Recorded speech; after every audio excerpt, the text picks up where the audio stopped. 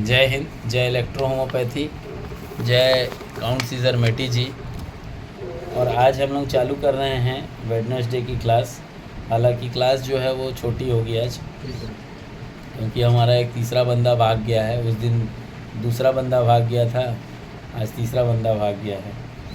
तो फ्रेंजाइटिस को पढ़ते हैं।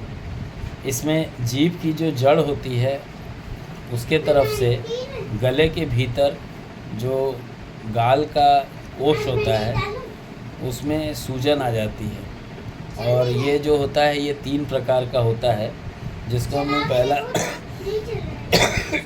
पहला कहते हैं हम लोग क्रोनिक फ्रेंजाइटिस, जिसमें एसोफेगस के अंदर इन्फ्लेमेशन होता है, जो कि नाक और उसकी जो दीवार होती है वो साथ में जो मुंह से सांस जब हम लोग लेते हैं, जिसमें कंडीशन आती है कि व्यक्ति धूम्रपान अधिक करता होगा, तो ऐसे कंडीशन में जो क्रोनिक जो टॉन्सिल होता है उसके अंदर इन्फ्लेमेशन के साथ में ये कंडीशन आती है पहला।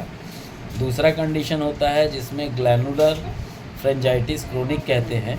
ये भी एसोफेगस जो एसोफेगस के अंदर इन्फ्लेमेशन के साथ में जो एसोफेगस की जो नली होती है वो और गले जो होता है उसके अंदर दाना दाना बन जाता है। इसके वजह से अगर हम लोग बात करते हैं, इसके वजह से अगर कभी ऐसा कंडीशन आता है तो इसमें जो मेडिसिन यूज़ होती है वो S3 होती है। पहले वाले में S2 होती है। दूसरे कंडीशन में इसकी जो मेन मेडिसिन के तौर पे बात करते हैं तो ये S3 होता है। तीसरा जब हम लोग बात करते हैं तो क्रिएटिव फ्रेंजाइटिस होता है, जिसमें ग्रासनी सोच जिसको बोलना चाहिए, एसोफेजियल जो पार्ट होता है उसके अंदर इन्फ्लेमेशन के साथ सूजन जो होती है वो सेप्टिक वाली होती है। और ऐसे कंडीशन में बुखार, दर्द हो सकता है, वहाँ पे वूंड बन सकता है। और कई बार कंडीशन देखा गया है कि फ्रेनेक्स के अंदर अल्सरेटिव कंडीशंस जनरेट हो जाती है, जो आगे चल के कैंसरस में कन्वर्ट होने के चांसेस ज़्यादा होते हैं। तो इसमें भी मेन मेडिसिन के तौर पे अगर देखा जाता है तो S3 को ही लिया जाता है। ध्यान में रखना गुड़िया, किताब को पढ़ लेगी ना तो भी क्लियर हो जाएगा, लेकिन इसको पढ़ना ज़रूर, क्योंकि वीडियो बन जाता है ना, अपन बोलते हैं कि नहीं अपन पढ़ लिए, नॉलेज हो गया, नहीं। जब तक हम 10 बार उसको पढ़ेंगे नहीं तब तक हमारे खोपड़ी में घुसेगा नहीं। इसके बाद आती है बात फ्रेंजाइटिस के बाद लैरिंजाइटिस होता है। ये स्वर तंत्र जो होता है, इन्फ्लेमेशन ऑफ लैरिंक्स इसको कहते हैं।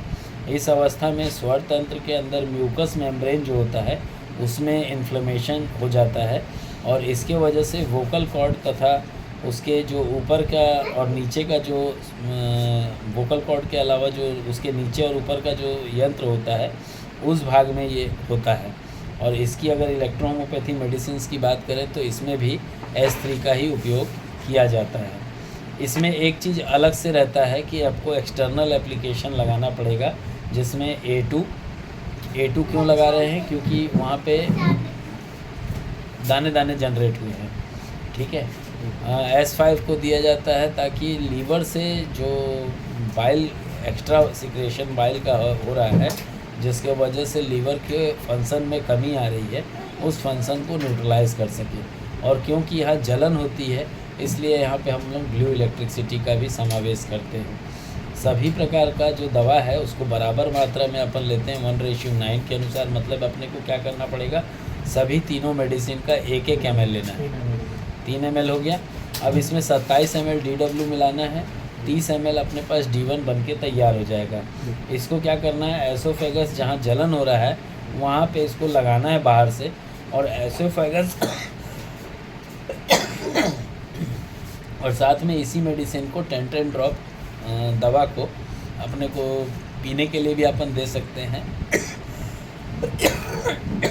साथ में कॉम्प्रेस जब भी लगाएंगे तो हर 10 दिन के बाद, जैसे अपन पहले बार डाले तो 1 ml लेके डाले, 27 ml लिए तो 1 ml के बाद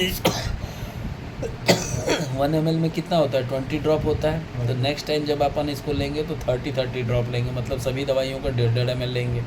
4.5 ml ये हो जाएगा, 25 ml उसमें DW डालेंगे। तीसरी बार जब डालेंगे, जैसे मान लेते हैं उतने में भी अपने को रिलीफ हुआ लेकिन ठीक नहीं हुआ, तो फिर क्या करेंगे, मतलब 10 दिन अपन पहले एक कर चुके हैं, फिर 20 दिन हो गया, फिर 20 दिन के बाद जो दवाई बना के देंगे उसमें 2-2 ml सभी दवाइयों का डालेंगे, तो 2-2 4-2 6 ml हो जाएगा। तो 24 ml पानी डालेंगे, वो 30 ml वो पेशेंट को देंगे। इसी तरीके से 10-10 दिन के प्रोसेस पे आपको बढ़ना होगा, तब जा कर के आप लेरेंजाइटिस को आप न्यूट्रलाइज कर सकते हैं। चौथा है मतलब 18वां डिजीज़ जो है स्टमक के पेन को या स्पैस्मोडिक पेन, जैसे मेंसेस में देखा होगा स्पैस्मोडिक पेन होता है, और ऐसे अगर बात करें तो स्टमक के अंदर पेन होता है। क्या हुआ ऐसा को, क्या हुआ? क्लास चल रही है ना, आप बैठो ना, धीरे धीरे चल रही है तो लिखना थोड़ी है, समझना है, समझना है बेबी। तो स्पैस्मोडिक पेन हो या स्टमक का पेन हो, तो पेट में होने वाली दर्द या मरोड़ के साथ जो होने वाला दर्द होता है उसके अवस्था को स्टमक पेन या स्पैस्मोडिक पेन कहा जाता है। अगर ऐसी कंडीशन आ रही है तो यहाँ पे S10, A2, F2, S10, F2, A2 और WE का यूज़ किया जाता है। ठीक है। एनोरेक्सिया, एनोरेक्सिया किसको कहते हैं? अरुचि। परिचय इसका है, डेफिनेशन, खाना खाने की इच्छा न होना या रुचि का अरुचि होना, ये कहलाता है अरुचि, जिसको एनोरेक्सिया कहते हैं। इसको अरोचक कहा गया है कि अगर भोजन के ग्रहण करने की इच्छा या भोजन करने की रुचि ना हो, वह अरुचि कहलाता है। इसे यूँ भी कहा जा सकता है। क्या हुआ? जाओ ना बेटा, अभी पढ़ाई हो रही तो तुम बदमाशी चल रही है तुम्हारी। अगर हम लोग इसको ये भी कह सकते हैं कि भूख होते हुए भी व्यक्ति को भोजन खाने की इच्छा या भोजन करने की जो सामर्थ्य होता है वो उसमें असमर्थ हो, तो वो कहलाता है अरुचि, एनोरेक्सिया कहलाता है। अगर हम लोग बात करते हैं कि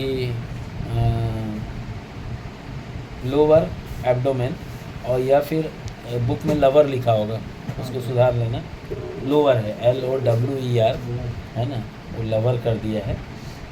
आदमी हिल जाएगा, बोले लवर कहाँ से आ गई, है ना। लोअर तथा अमाशय जो होता है एब्डोमेन, उसकी खराबी के कारण ये रोग होता है।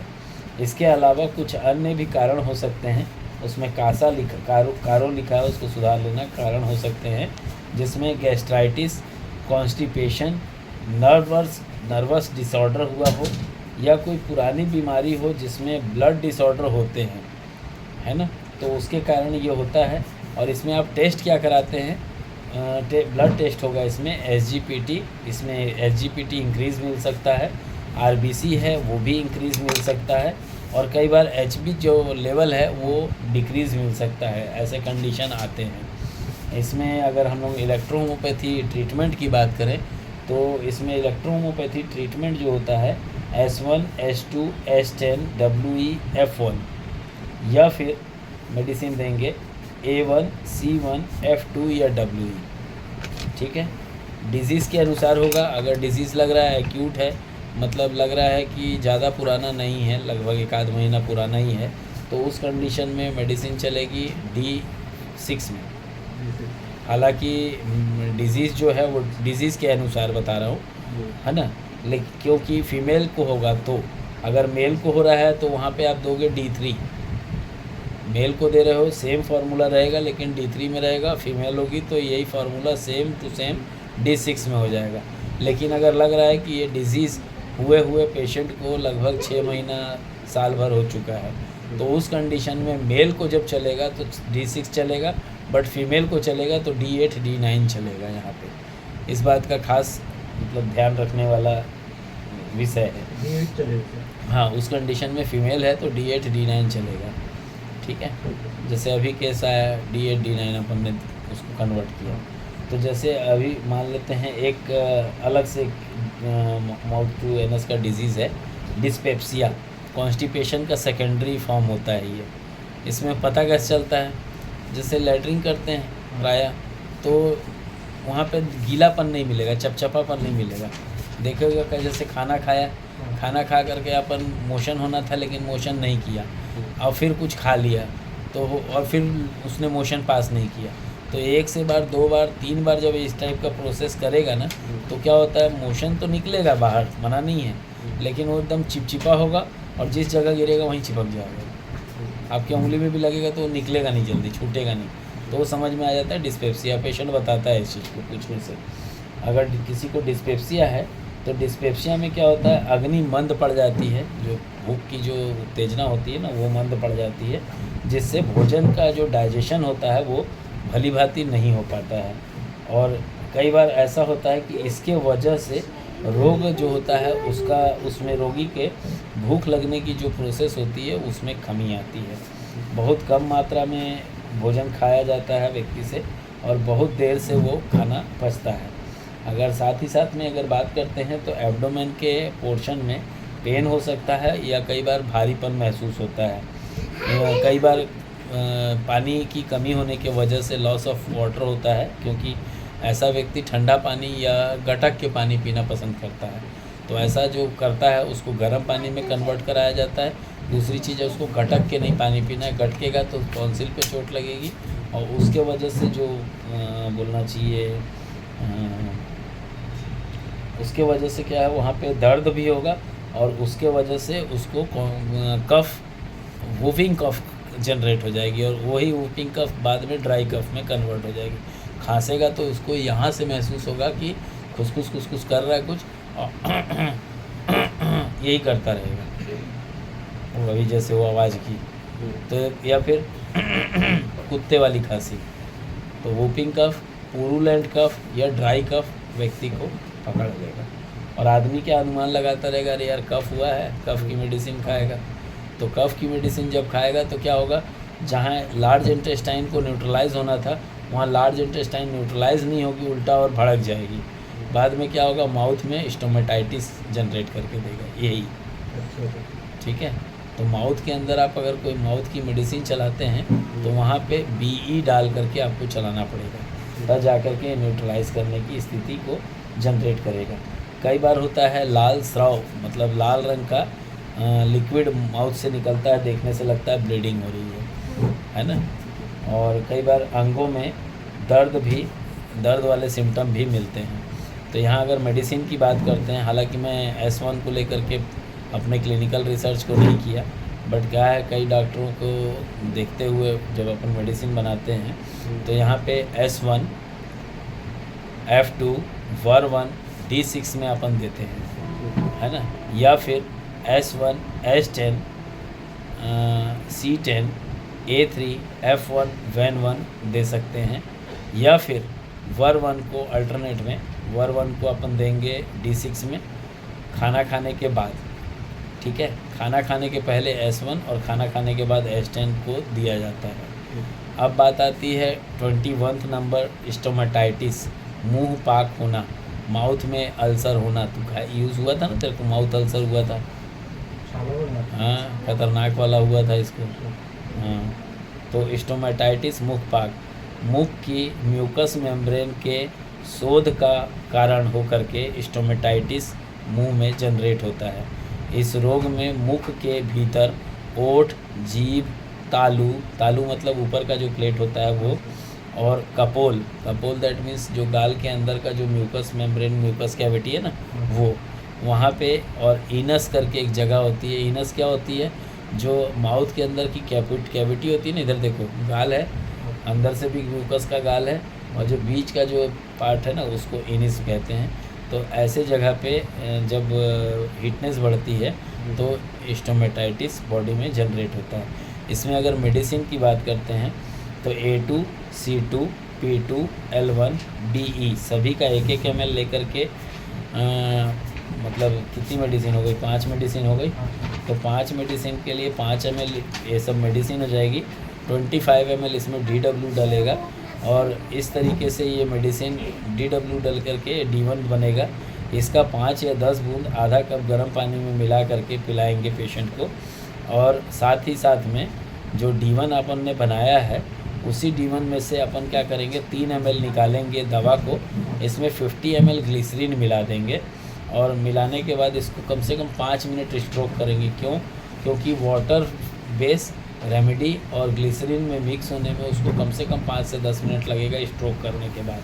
तो जब अपन स्ट्रोक करेंगे तो ये दवा तैयार हो जाएगी, और दवा तैयार होने के बाद जहाँ पे भी आपको हुआ है, एक बात का ध्यान रखेंगे, अगर सफ़ेद हुआ है तो उस जगह पे बी का मात्रा थोड़ा सा बढ़ा दीजिएगा अलग से बनने के बाद।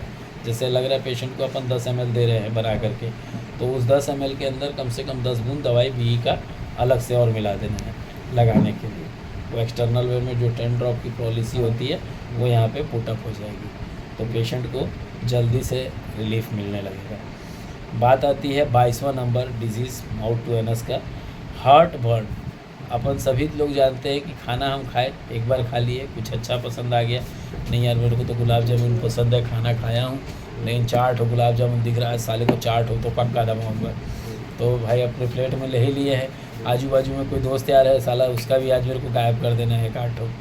तो भाई क्या करेंगे, अपना 4 खा लिए, उसका भी 2 ठो खा लिए, एक आधा आया उसको भी अपन खा लिए। अब तो खाना खा चुके थे, उसके ऊपर अपन ने ओवरलोडेड कर दिया।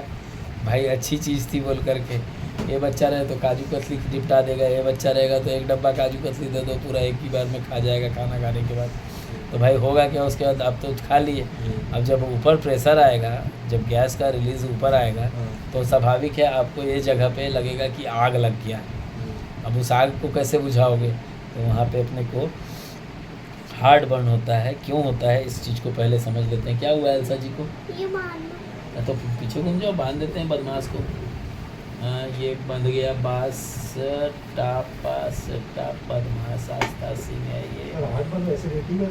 हाँ एक्सेसिव ऑफ एसिड बोल सकता है।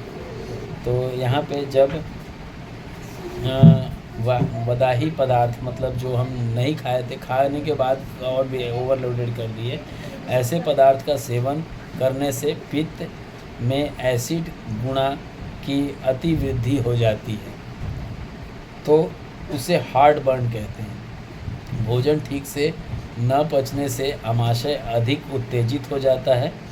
कई बार सुना है स्टूमुलेट हो गया कहते हैं। कई डॉक्टरों को स्टूमुलेट का मीनिंग नहीं मालूम है। स्टूमुलेट मतलब होता है उत्तेजित होना। कौन सी मेडिसिन उत्तेजित करती है, आरी। अगर उसको हम लोअर फ्लो में बात करें तो उत्तेजित तो करेगी, लेकिन लोअर फ्लो में ठंडक करते हुए चलेगी। वो कौन सी मेडिसिन होती है, बी ही होती है, ठीक है ना। तो यहाँ पे जब बात करते हैं तो भोजन ठीक से नहीं पचता है उत्तेजना के कारण, जिससे जो हाइड्रोक्लोरिक एसिड होता है उसका अधिक मात्रा में निर्माण होने लगता है, और जिसके कारण खट्टी डकार और कई बार बार जलन वाला प्रोसेस व्यक्ति को महसूस होता है।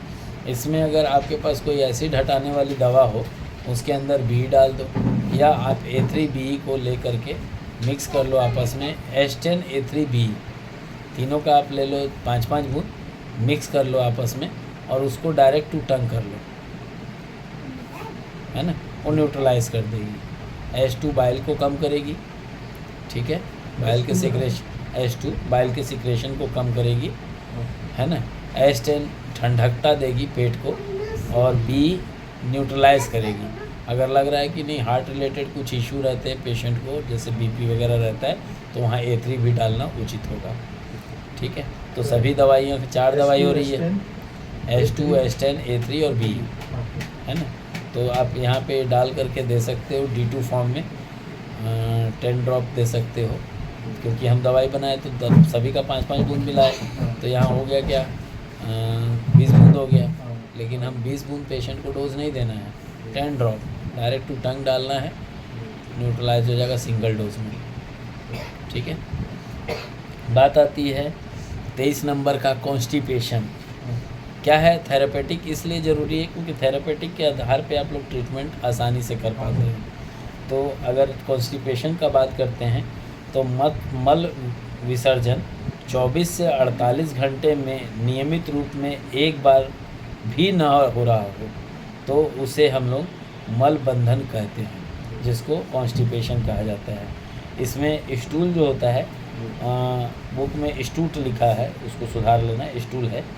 स्टूल साफ़ नहीं होता, मल जो होता है वो सूखा हुआ और कभी कभी कम निकलता है, और कभी कभी मल त्यागने के लिए, मतलब स्टूल पास करने के लिए घंटों इंतज़ार करना पड़ता है। गाना गाते हैं आ जा आ जा, वो आता नहीं है, ठीक है। और कभी कभी यही प्रक्रिया कई दिनों तक होती है, जिसके वजह से जो मोशन होता है वो क्लियर नहीं हो पाता है। तो ऐसे कंडीशन के लिए S2, S10, C10,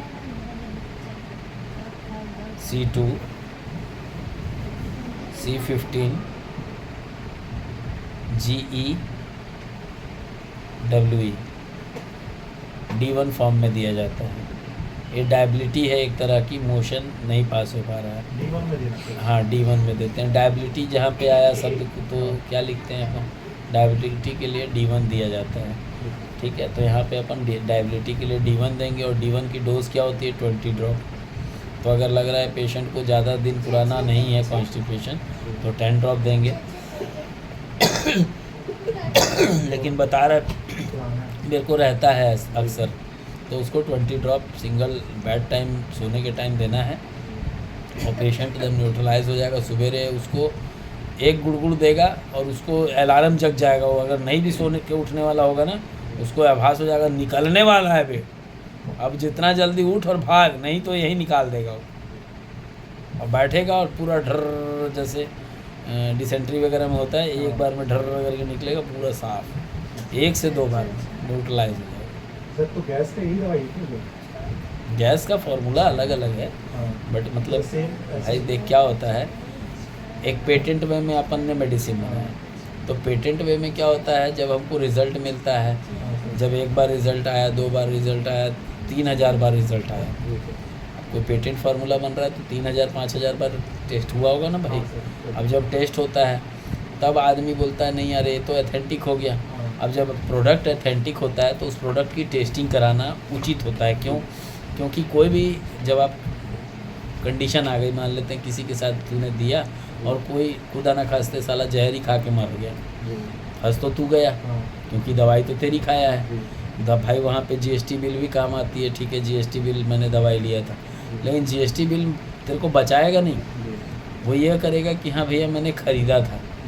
बहुत होगा तो अगर इंक्वायरी होती है तो उस कंपनी के ऊपर गाज गिरेगी। अब अगर प्रोडक्ट टेस्टिंग नहीं होगा वहाँ पे कंपनी फंस जाएगी। तो अपन अपने प्रोडक्ट की इसीलिए जांच करा के रखते हैं कि कल को अगर किसी प्रैक्टिशनर के साथ ऐसा खुदा न खास्ते ऐसा कोई घटना घट जाए तो अपने को टेंशन नहीं लेना है।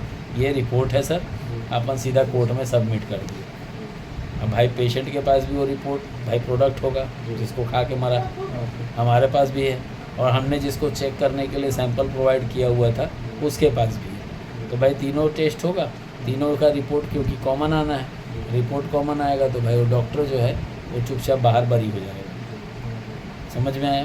तो टेस्ट के बहुत सारे फ़ायदे हैं। टेस्ट से प्रैक्टिशनर को बाहर निकालते हैं, टेस्ट से जानकारी होती है कि कल्चर के रिगार्डिंग कौन सा स्पेसीज पाया गया, तो उस स्पीसीज़ के एंटी माइक्रोबियल एक्टिविटी अगेंस्ट कौन सी आपकी मतलब प्रोटोजोआ है, फंगस है, बैक्टीरिया है और आपका वायरस है, तो उसकी जानकारी निकल गई, उसकी गणना हो गई। और साथ ही साथ में आपकी जो मेडिसिन है, क्योंकि आप तो भाई प्रोटोकॉल के अनुसार कई बार कंसेप्ट के अनुसार आपने पेशेंट को ठीक किया हुआ है, तो आपके पास उसका एक्सपीरियंस है।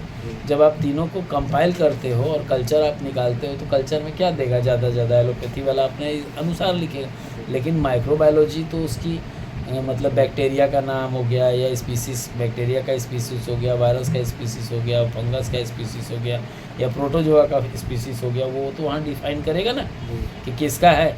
तो उसके रिगार्डिंग आपके पास तो है प्रोडक्ट, उसको उठाइए वहाँ पुटअप कर दीजिए।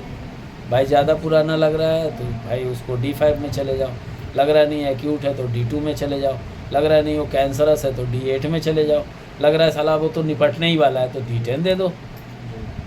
स्टार्टिंग में 16 बूंद देना, तो भाई अपने को लग रहा है 16 डोज अपन बचेगा नहीं, 5-5 मिनट पे पहले उसको 10-10 मिनट में उसके मुंह में जीभ में टपका दिए 2 बूंद 1 बूंद। भाई 15-16 बार दोगे तो स्वाभाविक है दूसरे दिन उसकी कुछ तो एनर्जी बॉडी के अंदर आ गई दवा से। जैसी एनर्जी आ गई, दिख रहा है एनर्जी आई, कितने बार दिए थे कल? 32 बार दिए थे। कोई बात नहीं है, आज हम 16 बार देंगे उसको, मतलब 8 डोज उसका 2-2 बूंद का कर देंगे और 8 डोज उसका 1-1 बूंद का कर देंगे। दूसरे दिन फिर 2-2 बूंद का करेंगे, फिर घटाएंगे 5 दिन 5 टाइम करेंगे, 3-3 बूंद चालू कर दिए। समझ रहा है? ये प्रोसेस अपने को धीरे धीरे बढ़ाते जाना है और जो टाइम पीरियड है वो सटीक करके 5 से 6 बार 8 बार उसको सेट कर देना है, उसके बाद दवाई देना है। ठीक है। कॉन्स्टिपेशन भी हो गया। डायरिया, बार बार आने वाला दस्त। बेबी अब आपने क्या लाया? क ख ग घ अंग, ये छ छ ज झ ञ ट ठ ड ढ ण त थ प फ ब भ म त थ द ध न य र ल व श। अरे तो यहाँ मत लिखो ना, वहाँ जाके लिखो ना। य र ल व श, श श ह, क्षत्रिय, फिर ज्ञानी, है ना? तो वहाँ बैठ के लिखो। मैं अभी बीच में नहीं देना, मेरे को बीच में दोगी मैं गुस्सा हो जाऊँगा।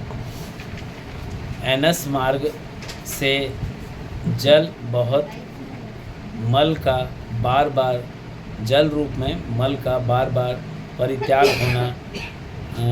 वहाँ पे लैंग्वेज बदला हुआ है, वहाँ डिसेंट्री या डायरिया लिख लेंगे, डायरिया लिख लेना।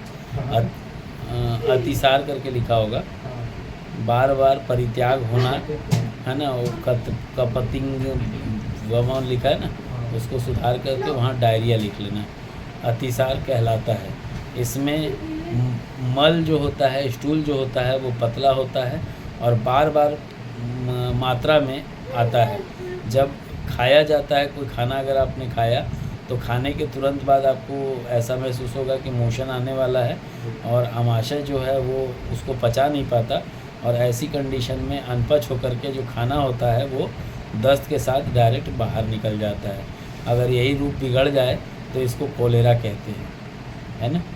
तो इनको जो इसी को हम लोग डायरिया कहते हैं, और इसी का अगर degenerative to more degenerative condition हो गया तो उसको कोलेरा कहते हैं। कोलेरा में क्या होता है? खाना खाया, खड़ा खड़ा खाना निकल जाएगा। चिकन का पीस खाया इतना बड़ा, वो खड़ा निकल जाएगा, मतलब वो बचेगा ही नहीं। चावल आपने डाला, जितना चबाया होगा तो खैर अलग चीज़ है, लेकिन जो चबाया नहीं है वो खड़ा आपको बाहर आ जाएगा, है ना? तो लॉक नहीं होता है यहाँ पे। जो लॉक वाला प्रोसेस होता है या सिनेप्चर जो होता है वो, या इंटर सिनेप्चर हो गया, वो लॉक नहीं कर पाता अपने आप को। जब लॉक नहीं कर पाता तो वो डायरेक्ट निकल जाता है खाना। तो ऐसी कंडीशन आती है। तो इसमें जब मेडिसिन की बात करते हैं तो EHX क्या है इसका? H10, C6, S5, F1, S3, A3, S6, C5 और W। ये सभी रेमेडीज़ हैं। ये सभी रेमेडीज़ को अपन 10 ड्रॉप लेंगे तो 10, 20, 30, 40, 45, 50, 55, 60, 10 बूंद नहीं, 5 बूंद लेना पड़ेगा, 6 बूंद लेना पड़ेगा सर, बता रहा हूँ। 6, 12, 1, 2, 3, 4, 5, 6, 7, 8, 9, 10, 11। यहाँ पे अपने को 6 बूंद सभी मेडिसिन का लेना पड़ेगा। तो 6 बूंद लेंगे तो 66 बूंद मेडिसिन हो जाएगी। 66 बूंद मेडिसिन हो जाएगी। इसके अंदर जो पानी हम डालेंगे वो 30 ml के लेवल तक पानी भरेंगे और ये पेशेंट को पीने के लिए देंगे 10 ड्रॉप। ठीक है। लग रहा है कि नहीं व्यक्ति को इसके साथ में डिहाइड्रेशन आया हुआ है, तो वहाँ पे VER1, F1 और H10 को अपन देंगे D2 फॉर्म में। ठीक है। क्या करेंगे? सभी दवाइयों का 50-50 बूंद ले लेंगे, 2.5 ml। तो 2.5, 3 और 2.5, 7.5 ml हो गया दवा। इसमें 22.5 ml हम पानी मिलाएंगे, D1 फॉर्म में बन गया ये, है ना। अगर या तो इसको आप ये कर सकते हैं कि सभी दवाइयों का 1-1 ml ले लीजिए, 3 ml हुआ, 3 ml हुआ ना। इसमें 97 ml पानी में डिज़ोल्व कर दीजिए, डायरेक्ट D2 में कन्वर्ट हो गया। अब इसको आप पेशेंट को पीने के लिए दे सकते हैं। ठीक है। अब बात होती है 25वें नंबर की, डिसेंट्री की। बेबी जाना बेटा, पढ़ने देना बेटा। हाँ देखा ना मैंने, व स अ श श यहाँ पे लिखो ज्ञानी ज्ञानी ज्ञानी, उधर ज्ञानी है। छतरी का बेबी, छतरी का, फिर ज्ञानी, है ना। फिर डिसेंट्री की बात करते हैं तो पेचिस या आंव सुने होंगे।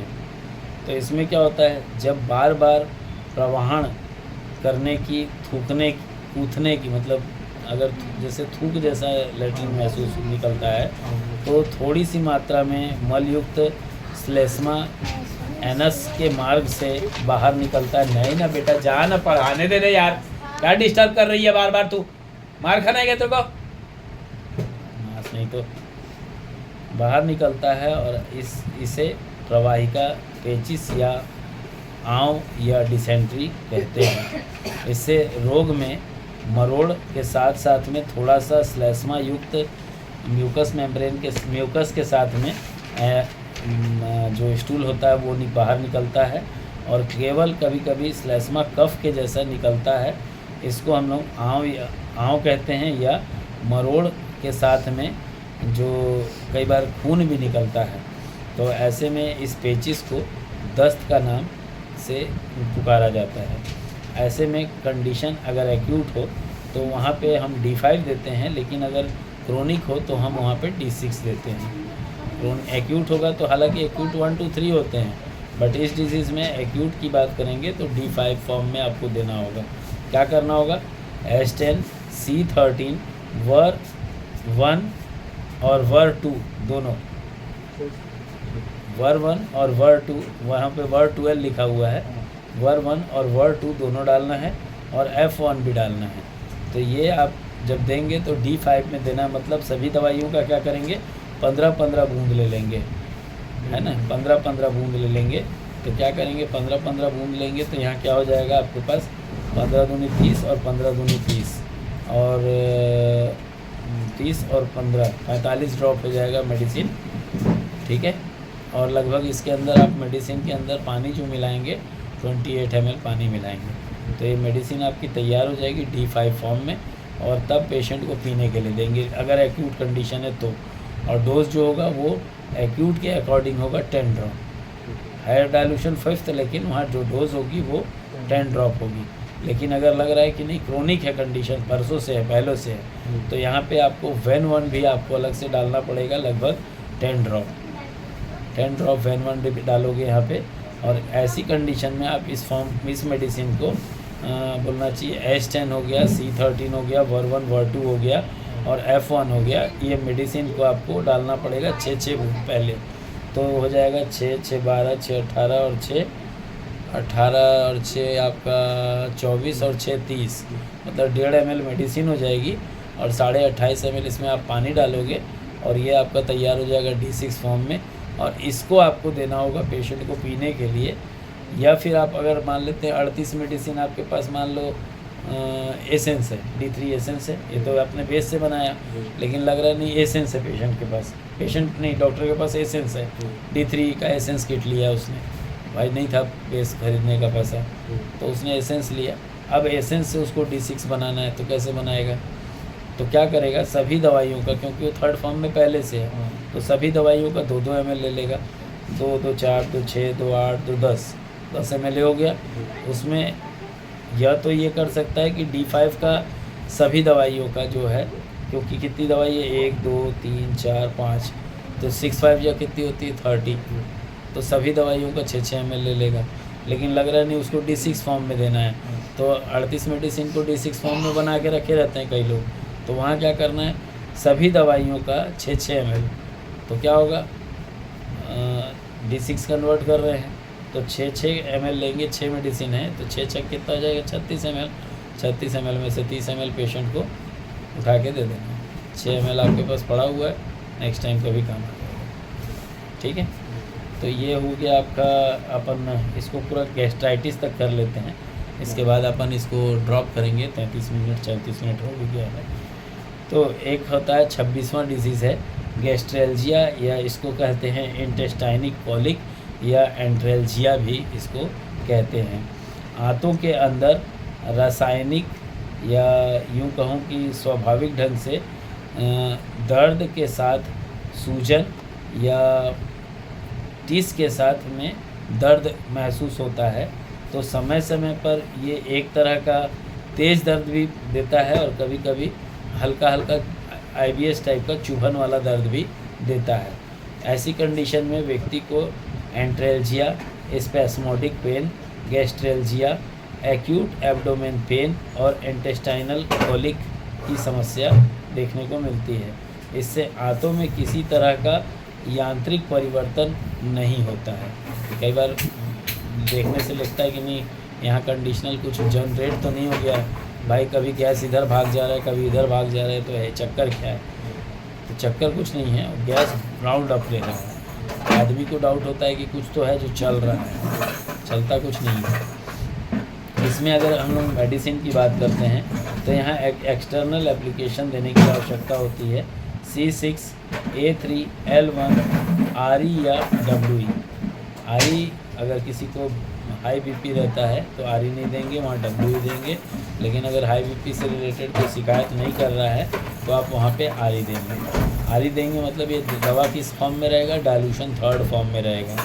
अगर आपको लग रहा है एसेंस थर्ड ही लिए हैं आप, तो वहाँ पे आपको सभी दवाइयों को 3-3 ml लेकर के D4 कन्वर्ट करना होगा। और जो डोज़ होगा यहाँ पे D3 के रिगार्डिंग 5 ड्रॉप का होता है, D4 के अकॉर्डिंग 10 ड्रॉप का होता है। तो यहाँ 10 ड्रॉप आपको डोज देना होगा पेशेंट को। ओरल में आप मतलब एक्सटर्नल एप्लीकेशन हुआ, कहाँ लगाएंगे? पेट के, पूरे पेट के ऊपर। लेकिन लग रहा है ओरल में देने की ज़रूरत पड़ रही है, तो H2, C10, H10, C1, VEN1, F1, A3 और WE, ये सभी का 3-3 ml मेडिसिन लेंगे और आप इसको तैयार कर लेंगे। बोलना चाहिए 1, 2, 3, 4, 5, 6, 7, 8 3 या 24 ml मेडिसिन हो जाएगा एसेंस का। और उसमें 6 ml मेडिसिन डाल करके आप इसको D4 में कन्वर्ट कर लेंगे। और वहाँ से जो डोज़ होगी वो 20 ड्रॉप का डोजेलॉजी यहाँ पे जनरेट होगा। अगर लग रहा है कि आपने बेस से तैयार किया है तो वहाँ आपको क्या करना होगा? 8 मेडिसिन है तो 60 डिवाइडेड बाई 8 करूँगा तो कितना होगा?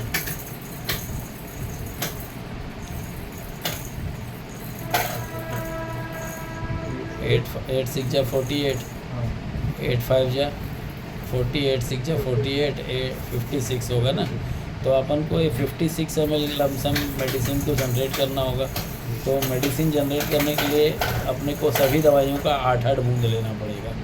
8-8 बूंद लेंगे तो 8-8 बूंद लेने से जो दवाई होगी अपने पास लगभग 56 मतलब 5 ml 60 समथिंग जनरेट होगी। और उसमें अपने को DW मिला देना है और ये फर्स्ट डाइल्यूशन जैसे ही बनेगा इसमें से पेशेंट को पीने के लिए देना है 10 to 20 ड्रॉप।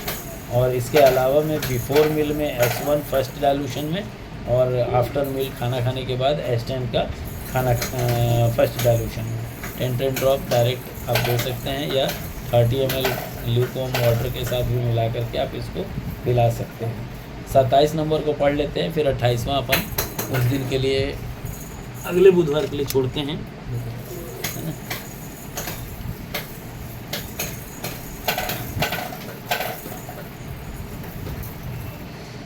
अच्छा, गैस्ट्राइटिस जिसको लिखते हैं आमाशय शोथ, इसमें क्या होता है? आमाशय की जो श्लेष्मिक झिल्ली होती है उसके ऊपर इन्फ्लेमेशन हो जाता है। आमाशय दैट मीन्स एब्डोमेन, है ना। तो उसमें अत्यधिक जलन के साथ दर्द होता है और कई बार म्यूकस मेम्ब्रेन और बाइल जो होता है वो एक साथ मतलब महसूस होता है कि एक साथ इसका वोमिटिंग आया व्यक्ति को। और ऐसे कंडीशन में जो मलबंधन होता है, जो कॉन्स्टिपेशन होता है, वो पर्याप्त मात्रा में इतना ज़्यादा क्रोनिक डिजनरेटिव कन्वर्ट कर देता है कि जहाँ अपन 20 ड्रॉप कॉन्स्टिपेशन के लिए दे रहे होते हैं दवा, वहाँ अपने को 50 ड्रॉप देने की आवश्यकता पड़ती है ना। तो उसके वजह से और कई बार यहाँ पे सूजन देखने को मिलता है। सूजन कहाँ मिलता है? पेट सूजन मिल सकता है आपको ओसोफेगस में, हो सकता है पेट दर्द हो रहा हो, उल्टी के साथ उल्टी आ रहा हो, और कई बार लगता है कि भूख नहीं लग रहा है, इसकी शिकायत करता है। तो ऐसे कंडीशन में एपिगैस्ट्रियम जो पोर्शन होता है वहाँ पे पेन होता है, बेचैनी हो सकती है, पेट के अंदर टेंडरनेस जनरेट हो गया हो, और साथ साथ में व्यक्ति के अंदर जैसे होता है ना, बेचैन होकर के वो नोज़िया फीलिंग को महसूस करता है, और कई बार जा कर के उंगली डाल कर ओए करने का कोशिश करता है, निकलता कुछ नहीं है। ठीक है, तो ये कंडीशन होती है स्वाभाविक तौर पे गैस्ट्राइटिस के अंदर। और गैस्ट्राइटिस के अंदर भी अपन जो अभी ट्रीटमेंट दिए थे ना, गैस्ट्रेल्जिया, इंटेस्टाइनल कॉलिक या एंट्रेल्जिया में सेम मेडिसिन यहाँ पे भी चलती है। तो अपन अगली बार इसको पढ़ेंगे irritable bowel syndrome, oesophagus ulcer, jaundice, cirrhosis of liver, piles, ascites, peptic ulcer, duodenal ulcer, आपका इसके बाद है आपका enlargement of liver, hepatomegaly, polycystic, फिर पॉलीथेसिस, बाइलरी कैलकुलस और फाइमोसिस का कई लोग पूछते हैं, अकबर खान पूछा था फाइमोसिस क्या है मालूम है? जैसे कई लोगों को देखा होगा पेनिस के ऊपर का जो स्ट्रक्चर होता है ना, वो क्या होता है, वहाँ पे आपको मांस सामने आ जाएगा और पीछे होगा ही नहीं, तो खतना करते हैं ना, बिना खतना के ये खतना है, बिना खतना के खतना है। तो फाइमोसिस जो होता है वो मतलब मांस को पीछे जाने में मदद करता है। इसमें करना क्या रहता है कि दवाई को उसके अंदर पहुंचा देना पड़ता है और धीरे धीरे वो रिलैक्स होता है, ऑटोमेटिक पीछे की एक बार होता है, उसको पीछे ही रखते हुए उसका ट्रीटमेंट चालू किया जाता है। और देखा गया है कि विद इन मतलब 20 डेज से 45 डेज के अंदर अंदर पेशेंट न्यूट्रलाइज हो जाता है। ठीक है, ये मतलब अपन इसको फाइमोसिस की भी ट्रीटमेंट, अगर आदमी बोले नहीं खतना नहीं करना, नहीं अपन ऐसे भी इसको न्यूट्रलाइज कर सकते हैं। ठीक है, तो ये है। फिर उसके बाद आपका हाइड्रोसिल है 40 नंबर, और तब ये जाके आपका माउथ टू एनस ख़त्म हो जाएगा। और अगले जो शनिवार को अपन लोग पढ़ने वाले हैं, शनिवार को अपन लोग पढ़ेंगे डाइल्यूशन को लेकर के, और जैसे ही ये माउथ टू एनस कंप्लीट हो जाएगा तो हम लोग इसको टोटल साइड कर देंगे और पर्टिकुलर एक एक मेडिसिन को लेकर के, है ना, जैसे S1 है तो S1 का डाइल्यूशन फर्स्ट कौन से डिजीज़ में यूज़ होगा, S2 है तो S2 का कौन सा डाइल्यूशन फर्स्ट डिजीज़ में होगा। तो इस तरीके से क्या होगा, 38 मेडिसिन का फर्स्ट डाइल्यूशन में कौन कौन सी मेडिसिन का उपयोग होगा, ये क्लियर हो जाएगा। जब वो क्लियर होगा तो ऑटोमेटिक ये भी समझ में आएगा कि अच्छा S1 को सेकेंड डाइल्यूशन में कहाँ लेना है, थर्ड में कहाँ लेना है, फोर्थ में कहाँ लेना है, ये चीज़ें एक एक करके आउट होते जाएंगे। ठीक है, तो ये कि क्लास जो है लगभग 120 क्लास मैंने निकाली है डाइल्यूशंस को लेकर। अभी तक का हिस्ट्री में डाइल्यूशंस को लेकर के किसी ने क्लास नहीं दी, और इसके बाद जो विद्वान निकलेंगे ना वो 1000 मतलब मैंने टारगेट लिया है कि 1000 विद्वान मैं पैदा करके दूंगा इलेक्ट्रोहोम्योपैथी में। क्योंकि जब बेस बोलता था ना बेस, तो लोग हंसते थे, 1500 2000 पागल हो गया ये, नारायण हर्बल वाला लूट रहा है। भाई वो बेस है, बेस को अगर मैं बोलता हूँ D6 में 1 ml मेडिसिन बेस है तो D6 बनने में वो कितना मेडिसिन बनाएगा, 1 ml, 10 ml D1, 100 ml D2, 1 litre D3, 10 litre D4, ठीक है, 100 लीटर D5 और 1 लाख लीटर D6 बना के देता है। 1 लाख लीटर अगर मेडिसिन बनाया है, 1 लीटर में अगर तू निकाल रहा है 1 लाख ml बोलता हूँ, 1 लाख ml डिवाइडेड बाई 20 करेगा तो लगभग 50 लीटर मेडिसिन होती है। वो 50 लीटर मेडिसिन मतलब 1 लीटर में अगर 30 ml की बोतल भर रहा है ना तो 33 बोतल, 33 × 50 कर,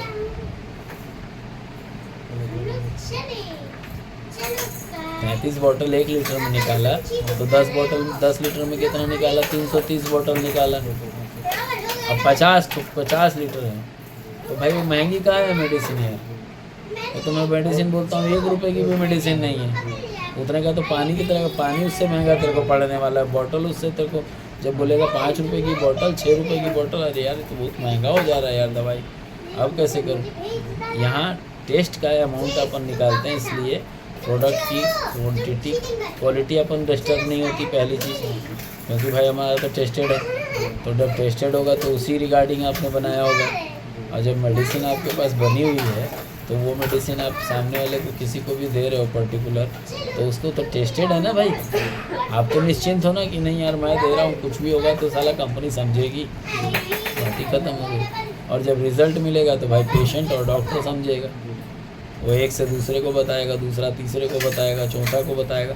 कुछ एक कमीने होते हैं पेशेंट भी कि वो किसी को नहीं बताएगा, वो अपने घर में भी किसी को हो रहा होगा तो नहीं बताएगा, गाली दे दिया मैं कट कर देंगे। अरे कट कहाँ से होगा, कट वट ही होता है। तो रखते हैं। जय हिंद, जय इलेक्ट्रो होम्योपैथी, जय काउंट सीजर मेटी जी, जय नासक मेथोडोलॉजी। सभी चिकित्सकगण इस बात का ध्यान रखें, 0 to top AH electro homeopathy की ऑनलाइन ऑफलाइन क्लासेस चल रही है, प्रैक्टिकल क्लासेस भी चल रही है।